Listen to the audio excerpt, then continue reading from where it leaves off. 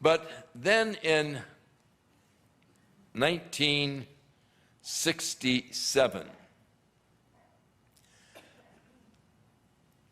Jordan, Egypt, and Syria decided that they were going to eliminate this new little nation of Israel. Nasser ordered the UN troops out of the Sinai in order to make it easy for the Egyptian troops to come marching against the little territory that was held by the Jews. But they went out, and as David against Goliath, the Israelis in that six-day war took the Golan Heights back from Syria. They took the West Bank back from Jordan, and they took the Sinai Peninsula from Egypt. So they vastly expanded their territory in 1967 in that six-day war. In 1973, again, Egypt and Syria decided that the time had come to destroy the nation of Israel. And on Yom Kippur, the highest holy day for the Jews, when there are no cars being driven on the streets by Jews, when there are no radio or TV broadcasts, but all of the Jews are gathered in their own homes to worship the Lord. On that day, they decided was the day for their surprise attack, which they called the War of Annihilation. And they were planning in that war to annihilate the nation of Israel. We happened to be in Israel at that very time. And we were staying in the Intercontinental Hotel there in the Mount of Olives. And because there were no Jewish buses running, or the streets were pretty desolate and empty, the Arabs, they were up and about. And so I decided to take a group of kids down to the Old City and go through the Old City with them so that they could, see the shuk there. And it was just a time. I had about 20 kids with me. And so we walked down from the Mount of Olives through the Kidron Valley up on into Jerusalem, the old city of Jerusalem. And as we were coming into the shuk area, we heard the sirens going off, and we saw these guys closing down all of the shops. And we said, hey, we're here to buy stuff, why are you closing down? And they just ignored us and closed up the old city. And so we headed back to the hotel, and when we got there, we found out of the attack against Israel. And we were transferred then over to Bat Yam, and had a very interesting experience being there in that particular time. But things were not going well for Israel in 1973. The Egyptians had crossed over the Suez. They had taken the Bar-Lev line that had been set up by Israel. They had overrun it. They were moving up through the Sinai.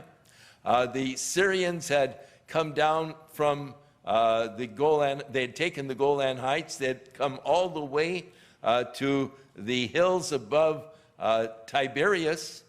And for some strange reason, they stopped their advance. And the Jews laugh. They say, well, they got a good view of the Sea of Galilee, so they just decided to enjoy the view. But why they stopped, nobody really knows.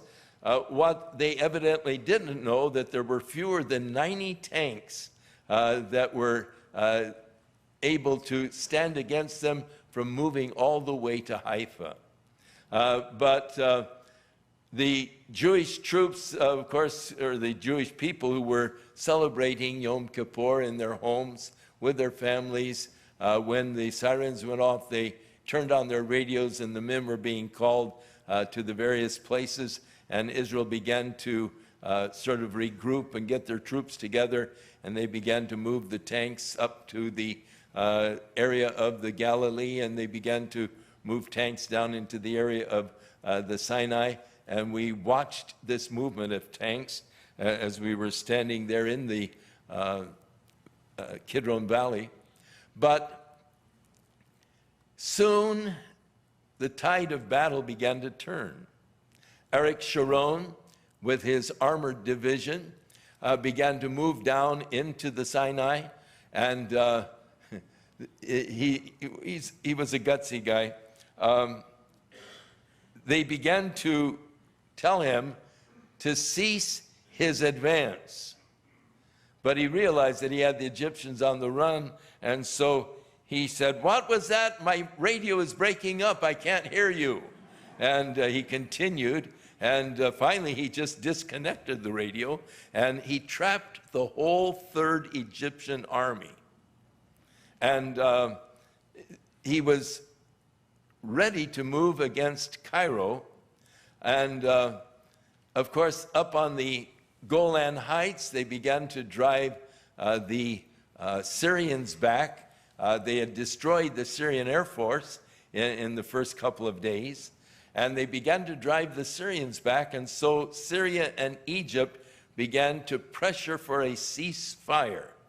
And that's when Kissinger went over, and they had that Kissinger shuttle diplomacy, they called it, as he was going from one capital to another, trying to develop. And they did set a time for a ceasefire. And at this particular time, on this day, there will be a ceasefire, and you'll have the positions that you are holding at that time. Well, the Syrians, in their endeavor to pressure this ceasefire, to pressure the world, to pressure Israel to stop, because Israel had come within 19 miles of Damascus. But the Syrians began to announce on Radio Damascus, on their news, that the Israelis were at the outskirts of town and beginning to bombard Damascus. Out on the Golan Heights, the fellows who were in charge of the tanks were listening to Radio Damascus. And they heard that the Israelis had come all the way to Damascus, and they thought, "Whoa, we've been outflanked, we've had it." And they began to turn towards Jordan as fast as they could, driving their tanks and all of their armored equipment down towards Jordan to escape the Israelis, because surely Radio Damascus wouldn't be broadcasting lies. And so they actually evacuated that large portion of the Golan Heights. And what Israel did was send the paratroopers in, and they landed way on back further than Israel had ever actually occupied before, so that by the time the ceasefire came, the whole Sinai Peninsula was again